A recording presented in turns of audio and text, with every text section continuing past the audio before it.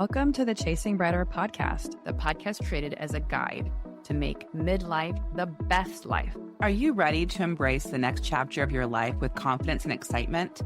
Your best life is just a listen away.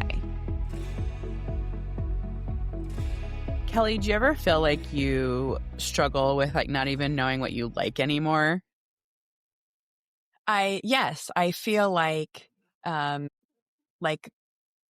when I do something, it's supposed to convey this euphoric feeling of happiness and joy. And then I do it and I don't.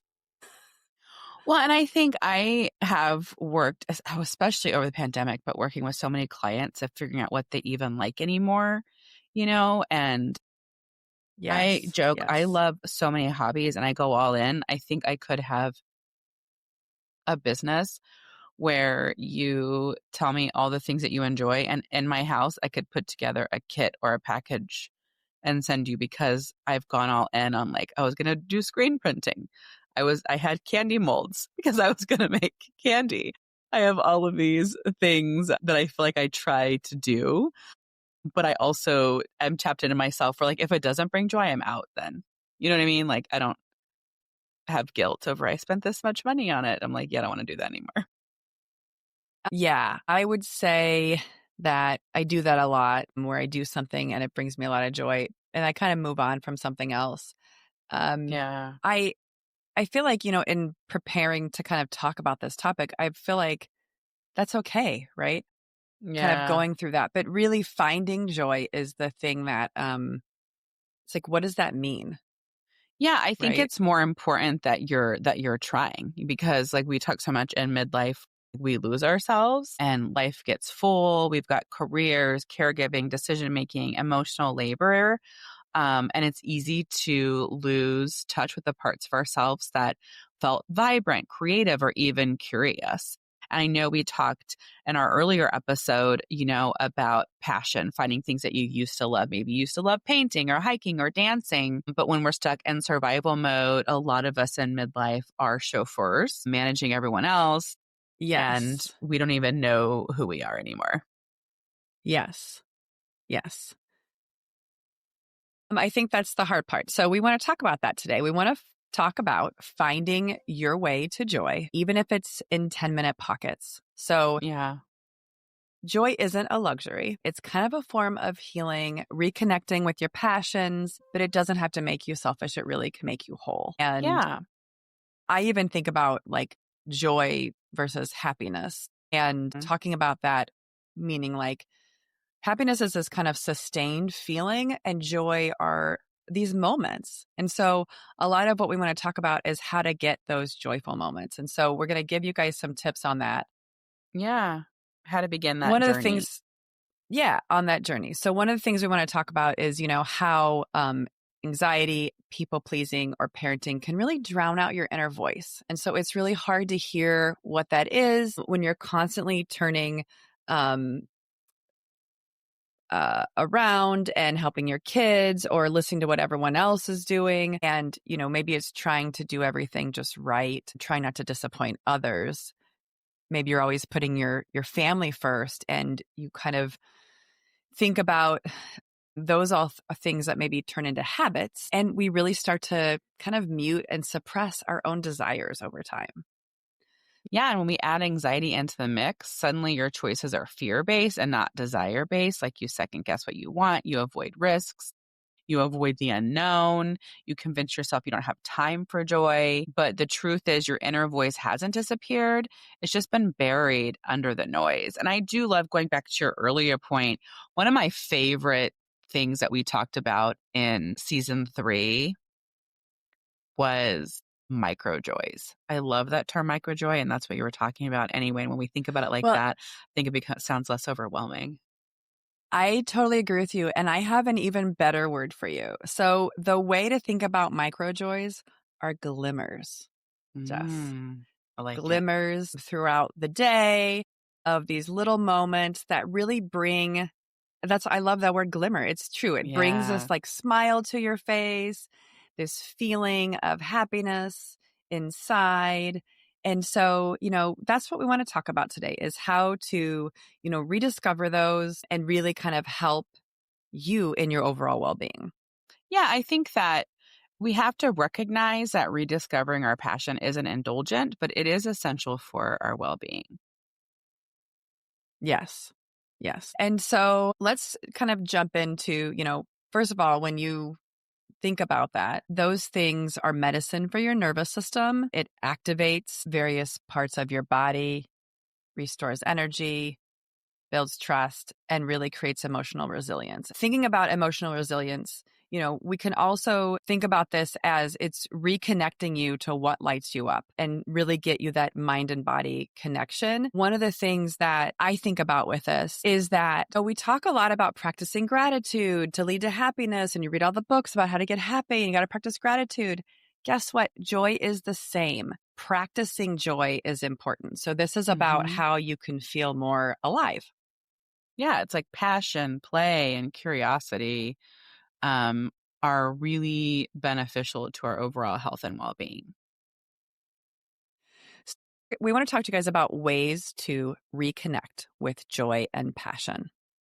So, how do you even get started on this? I love talking about this because I think it's something that, I need to continue to spend time doing. I think our lives kind of change and our interests evolve and just opportunities to do things change, like maybe there's an art studio that opens near your neighborhood that you never knew you wanted to do, but now you want to try because it's around the corner and you don't have to walk too far. I love a good audit. Yeah, I love I the idea of a love to passion just audit. sit and review what did I love before all of this adulthood took over, right? Before all of these responsibilities. What made me lose track of time, as a kid or teen? Ask yourself, what have I always wanted to try but talked myself out of? Finally, you can even make a list, no judgment. Think of this like reconnecting with an old friend. So just auditing and looking at, what sparks a little bit of joy for you. And you really got to put yourself out there because sometimes this is stuff that you don't want to do, but then you start doing it and you realize it's a really fulfilling thing. So this is the idea, though, of exploring without pressure.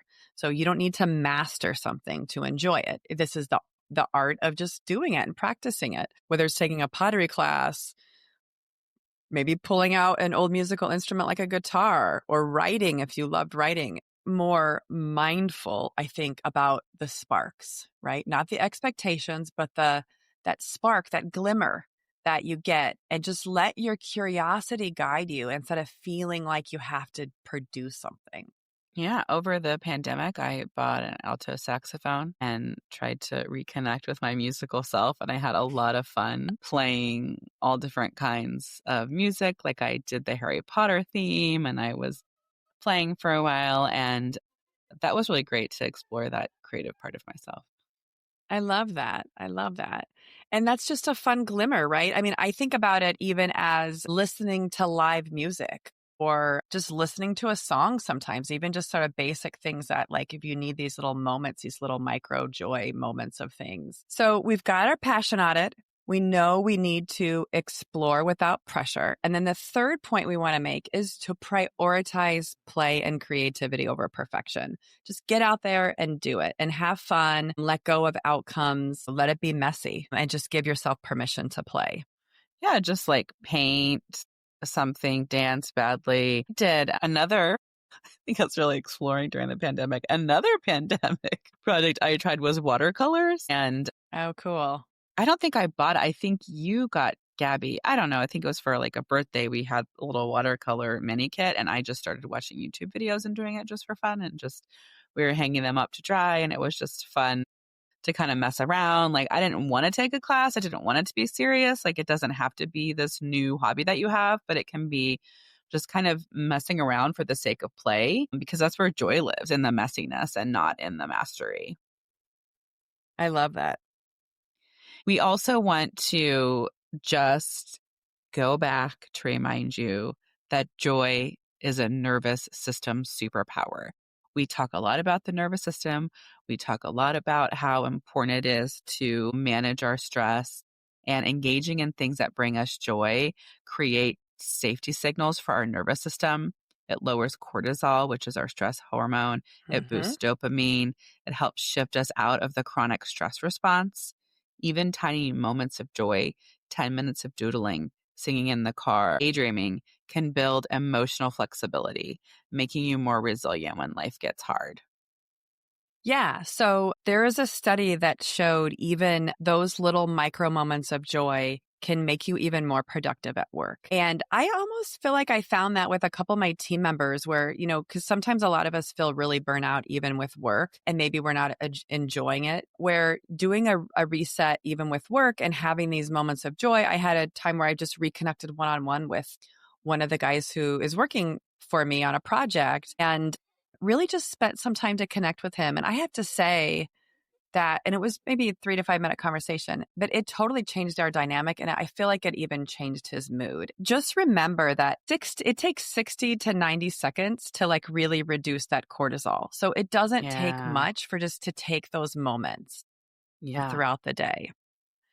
And like we've been doing this season, we want to give you a reflection prompt. Hopefully, by the end of season 4, you become a pro at journaling because journaling is so great for us. And so today we want to ask you these 2 questions. What's one thing you used to love that you haven't done in years?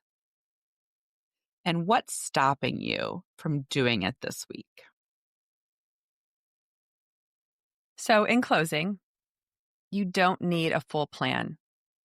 You just need to start listening to that inner voice and think about what makes you feel more like you. And just follow that. Be curious. It's not about being productive. It's not for anyone else. You deserve a life that includes you. Remember, joy is not frivolous. It's fuel. Let's stop waiting for life to calm down to start living. We want to celebrate your joy. Thanks for listening today. If you loved today's episode, share with a friend. Are you ready to chase brighter days ahead? Subscribe to Chasing Brighter now, and let's embark on this exciting journey together.